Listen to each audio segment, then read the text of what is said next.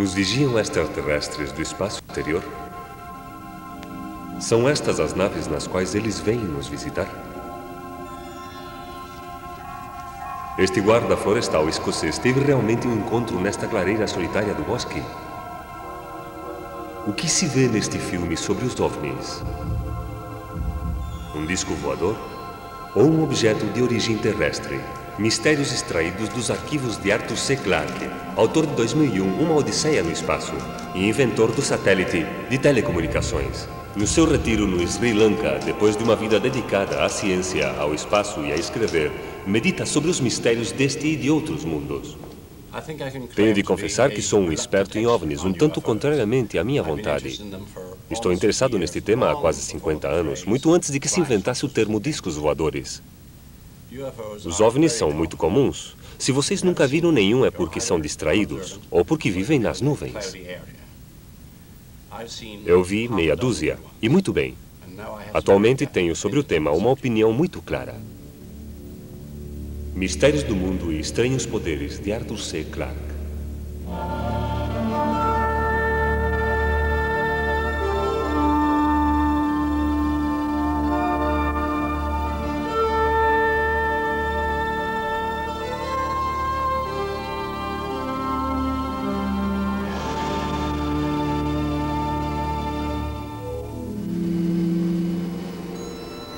Antes da meia-noite do 30 de dezembro de 1978, era lançado da Nova Zelândia este aparelho, o Argos, em uma viagem de distribuição de jornais.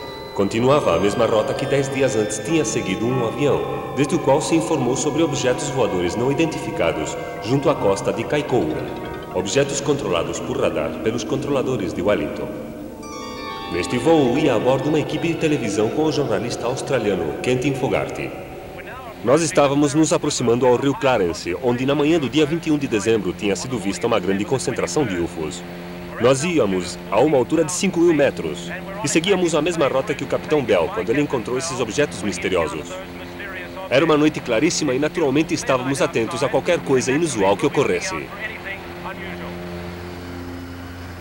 Quase não tinha terminado de falar Fogarty quando começaram a ocorrer certas coisas. Acabamos de ouvir que o radar de Wellington captara um objeto a uns 1.600 metros atrás de nós e que nos seguia. Esperamos que sejam amigos. Aqui em cima, começamos a ter um pouco de medo. Pode-se ver atrás de nós uma formação compacta de objetos voadores não identificados. Mas teria encontros mais próximos. Na sua viagem de regresso a Christchurch, Fogarty viu outro objeto. É muito brilhante, muito mais brilhante do que as estrelas do céu. Agora se está apagando. Desapareceu. Outra vez aparece e se coloca atrás de uma nuvem. Não sei se está escondendo-se entre uma nuvem ou se apaga a sua luz. Não. A sua luz é muito brilhante e está iluminando as beiradas das nuvens. É o objeto voador não identificado mais maravilhoso que já vi. Segundo o nosso câmera, David Crocker, que estava filmando, o objeto tem uma parte inferior brilhante e, em cima, uma espécie de esfera transparente. Parece um disco voador.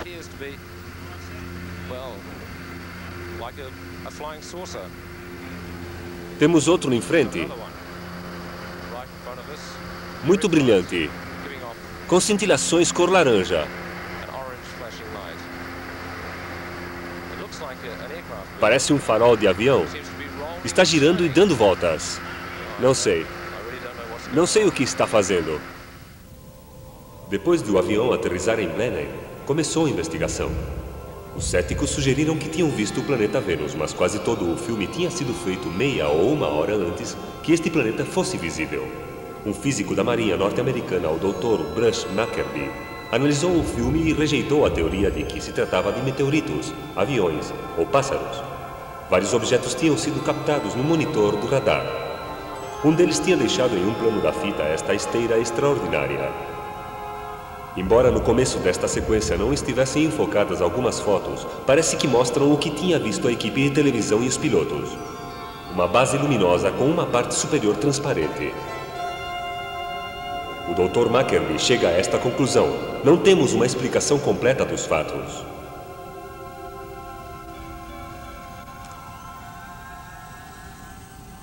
O objetivo prioritário seria caçar um OVNI. No deserto de Texas, Ray Stanford dirige o projeto Starlight International.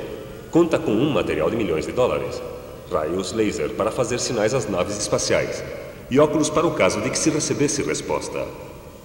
O objetivo é empregar a alta tecnologia para determinar sem sombra de dúvida se nos estão visitando naves de outros tempos ou de outros mundos.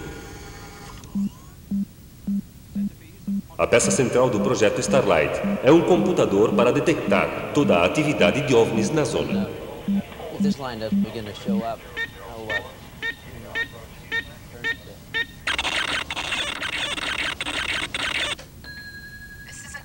Alerta Operação Argus. Por favor, siga as normas.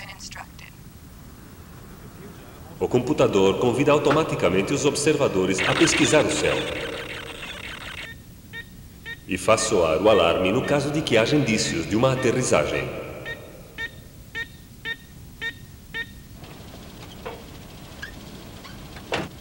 Com estas técnicas, Stanford espera acrescentar provas definitivas à informação acumulada, como este filme rodado em Corpus Christi, no Texas, em 1959. Após profundos esforços de análise, nem a Força Aérea nem a Comissão Nacional de Investigação de Fenômenos Aéreos puderam conseguir uma explicação. Não sei o que eram, mas eram objetos em forma de tubo e brilhantes, pequenos objetos que chegavam e se retiravam a uma grande velocidade. Temos filmes, registros magnéticos, gravações de som e uma grande variedade de dados que nos indicam que os OVNIs são produtos tecnológicos e não algo natural. Não só produtos tecnológicos, mas de uma tecnologia muito sofisticada, com uma capacidade de aceleração e velocidade inimagináveis, que não podemos nem sonhar em ter.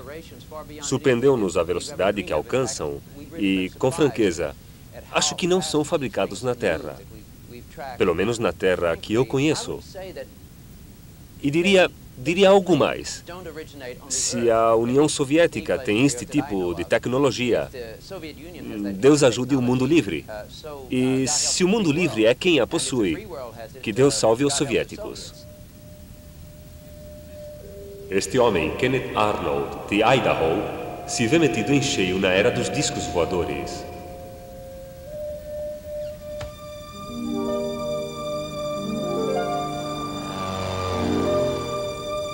No dia 24 de junho de 1947, foi lançado deste aeroporto em Shahades, no estado de Washington, e dirigiu-se às montanhas de Cascade. Como membro da Organização de Busca e Resgate de Idaho, ia em busca de um avião militar avariado. Ao sobrevoar as vertentes do Monte Rainier, sucedeu-lhe algo que mudou a sua vida e que desencadeou no mundo uma obsessão que dura até hoje. Foi aqui aproximadamente que eu diria que aconteceu tudo. Uma cintilação terrorífica sacudiu o ar e o meu avião se iluminou até o interior do aparelho. Nesse momento, em uma fração de segundo, achei que um avião de combate B-51 tinha passado diante de mim e que o reflexo do sol nas suas asas tinha causado a cintilação. No entanto, antes de me serenar, dirigi a vista para o norte e observei de onde procedia o brilho.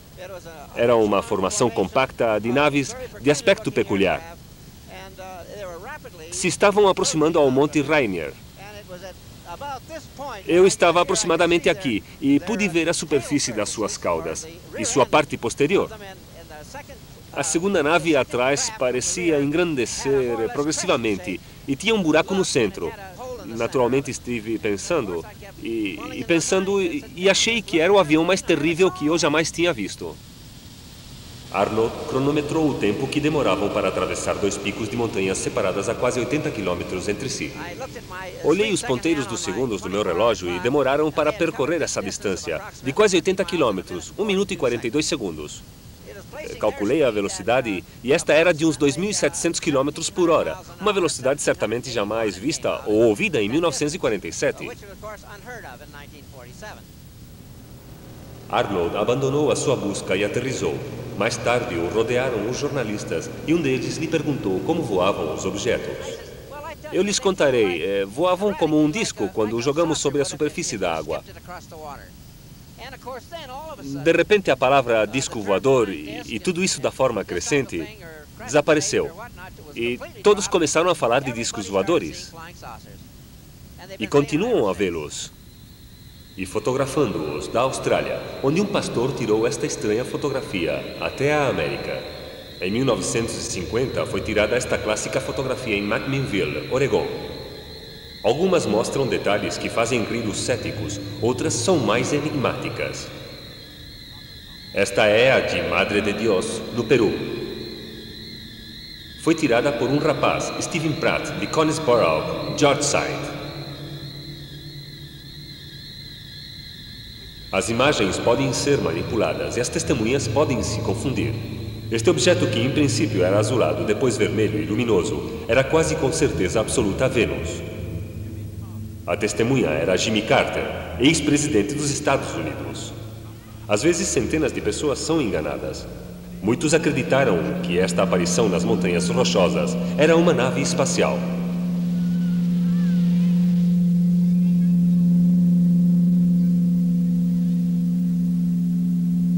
Na verdade, era um grande meteorito que se chocou contra a atmosfera terrestre a 64 quilômetros de altura e retrocedeu, afastando-se para sempre no espaço. Mas não riam dessas pessoas. Todos podemos nos enganar com uma coisa dessas. Eu mesmo me enganei. Atrás dessas portas tem o meu OVNI favorito.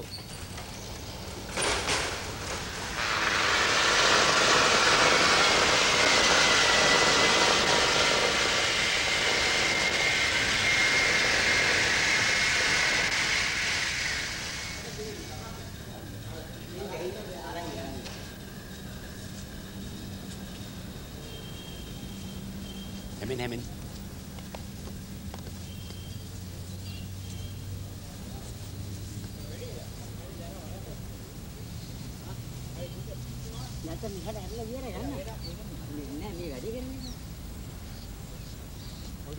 Estava uma tarde no jardim da minha casa. O sol estava sobre o horizonte e o planeta Vênus resplandecia como uma estrela brilhante.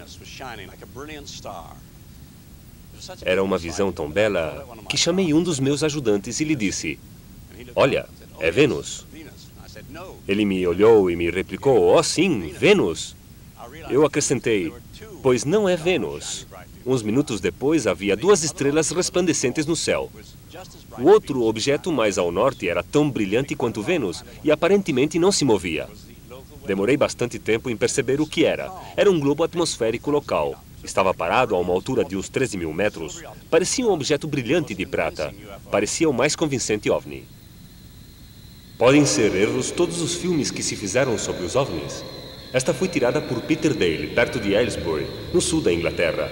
Esta outra, meio apagada, tirada no estado de Montana, em Greek Falls. É para muitos a imagem de uns aviões de combate preparando-se para aterrissar.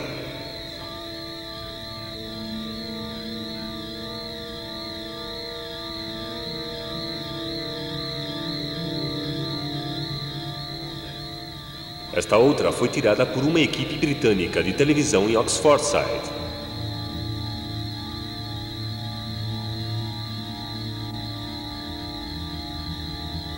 Pode ser, como sugerem alguns, um avião das forças aéreas norte-americanas expulsando carburante a grande altura sobre a Terra. Esta é uma das fotografias mais famosas de OVNIs. Foi tirada na ilha de Santa Catalina, na Califórnia, pelo câmara profissional Lee Hansen. Era um dia muito claro, por isso eu estava em cima, olhando o infinito. Era um dia especial para fazer fotografias aéreas. De repente apareceu um objeto prateado com uma sombra embaixo. Era de cor metalizada e se movia a uma velocidade que eu calculei que seria de 180 km por hora, mais ou menos. Parecia ter um comprimento de uns 20 metros. Decidimos analisar o filme nos laboratórios Jet Propulsion de Pasadena, na Califórnia. O Dr. Robert Nathan, experto em ampliações fotográficas por computador, analisou e numerou todas as imagens. O seu objetivo era obter a imagem mais perfeita possível, fazendo uma média de todos os planos do filme. Pega-se a primeira imagem da fita magnética e se faz uma réplica no lado direito do monitor. O processo consta de uma série de operações. Pego uma imagem e a acrescento à seguinte. Neste momento se está acrescentando o contraste da segunda fotografia à primeira. Esta imagem representa uma média das duas fotografias, que começam a se compor no espaço de fundo. Algumas formas emergem em perfis de objetos.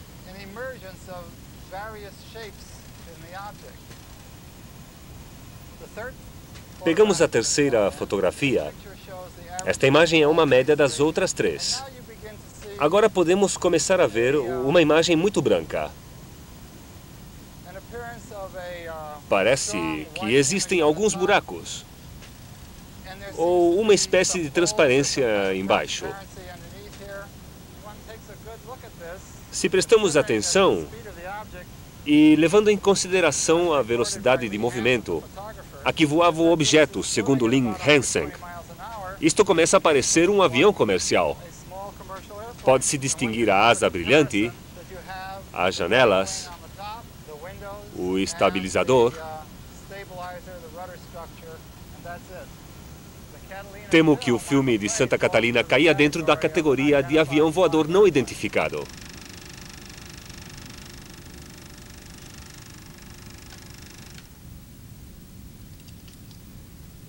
Vi este filme um montão de vezes e estou convencido de que é um pequeno particular. Não é necessário buscar mais explicações. Este é o problema com as observações a longo alcance. Nunca podemos estar plenamente seguros do que são. Embora nos visitasse um extraterrestre, não poderíamos demonstrá-lo.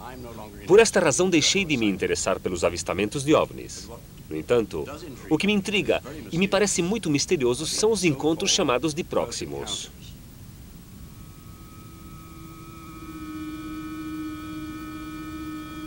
Um destes encontros aconteceu com Jesse Rottenberg, que vivia então na sua granja de Staffordshire.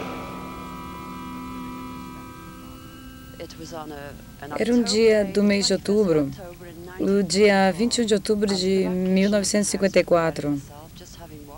Eu estava na cozinha e acabava de tomar banho e ouvi um ruído. Era como o da água da caldeira sobre o fogo, mas muito mais forte. A minha primeira reação foi: as crianças? Tenho que sair, ou que quer que seja, o avião se chocou. Me vesti e saí correndo ao jardim. Olhei o campo e fiquei espantada. Em cima do telhado desta velha granja havia um objeto. Só posso descrevê-lo como um grande chapéu mexicano. Devia estar a uns 10 metros de onde eu estava.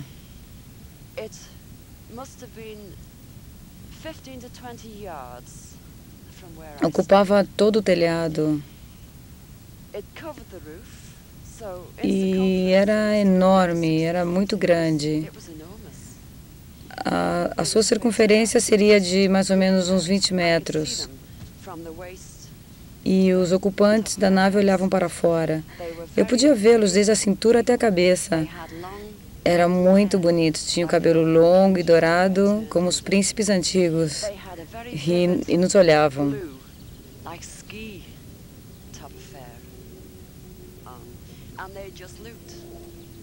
E os seus olhos e a expressão dos seus olhos estavam cheios de compaixão. De repente senti que a atenção me abandonava e retornei para pegar os meus filhos. Quando olhei outra vez, a nave já tinha ido embora. Então perguntei aos meus filhos: vocês viram a mesma coisa que eu vi? Sim, mamãe, sim. Voltei a perguntar: onde estará? Foi embora. Olhamos e meu filho do meio disse: está ali, mamãe. Olha para lá. O vimos no céu. Deu 3 voltas pela granja e se afastou em linha reta para cima.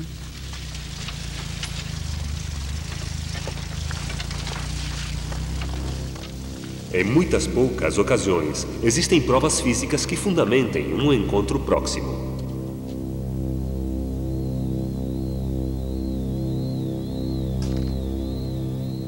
dia 9 de novembro de 1979, de manhã, o guarda florestal Bob Taylor descia por este bosque nas proximidades de Livingstone, perto de Edimburgo.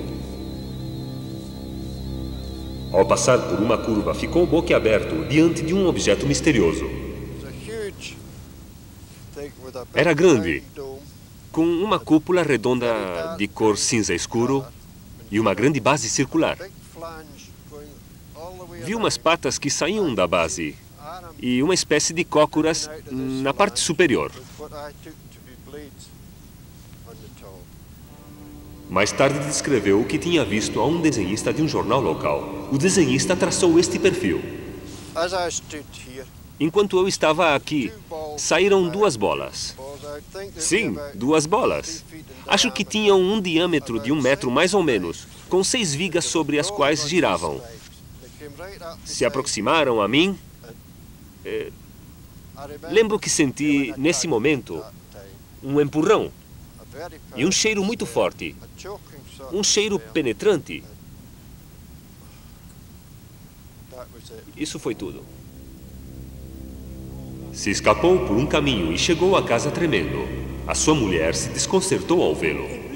Tinha um aspecto horrível quando chegou à porta. E eu lhe perguntei, você teve algum acidente com o caminhão? E ele me respondeu, não, me atacaram. E eu lhe perguntei, mas com o quê? A sua resposta foi, com uma nave espacial. Eu me assustei. Mas se não existem naves espaciais, eu vou chamar um médico. Você deve ter perdido a cabeça, então. Parecia muito nervoso e assustado. Ele estava pálido e tinha a cara muito suja. Tinha uma cicatriz vermelha e as suas roupas estavam sujas e as suas calças. Ele me disse que lhe tinham rasgado as calças. Foi à polícia e descobriu marcas de rodas inexplicáveis no lugar do acidente. Ao examinar a zona, encontrei 2 marcas de rodas e uns 40 buracos no chão. Estas são as 2 marcas de rodas e estes são os 40 buracos. Depois fotografei os buracos. Esta é a fotografia de um deles. Este buraco media aproximadamente uns 8 centímetros e se podem ver as marcas de passos, que correspondem às marcas daqui. As marcas de rodas estão todas dentro da área que está demarcada e não existem outras marcas que entrem ou saiam dela. Estas são as calças rasgadas do Sr. Taylor. Pode ver-se que são de um material forte e temos um buraco na perna esquerda, debaixo do bolso, e outro na perna direita, embaixo do bolso também. É o tipo de rasgo que corresponde a um tecido bastante resistente. Tenho a certeza de que naquele dia eu vi uma nave espacial. Devemos acreditar nesta história de Taylor. É um membro muito estimado da comunidade, de grande integridade e pouco dado a inventar histórias. Pessoalmente, estou convencido de que devem ter existido civilizações muito avançadas neste universo tão grande e tão incrivelmente antigo. Nós já estamos começando a sair ao espaço. E outras raças mais antigas, talvez, o tenham feito há milhões de anos. É, pois, razoável pensar que tenham vindo à Terra no passado, e talvez muitas vezes, como sugeri em 2001. Deveríamos procurar provas dessas visitas. Provas físicas em forma, por exemplo, de transistores de rádios fossilizados ou algo assim. No entanto, a pergunta é, nos estão visitando agora? Na nossa época existem radares americanos, russos e de outras nações, escrutando, rastreando tudo o que se move no espaço. Uma lapiseira que gira ao redor da Terra é detectada pelos radares. Pode-se acreditar que existam visitantes nas últimas décadas, entrando e saindo às escondidas, em lugares secretos, vistos por pouquíssimas pessoas, sem serem detectados pela formidável rede mundial de radares? Acredito que quando exista realmente uma visita do espaço, será algo tão espetacular como o clímax de um filme do estilo de Contatos Imediatos do Terceiro Grau. E teremos a certeza da visita em menos de 5 minutos. Vocês podem me perguntar, o que faremos se nos encontramos com um extraterrestre? O meu conselho é comportar-se com elegância e preparar-se para uma longa viagem.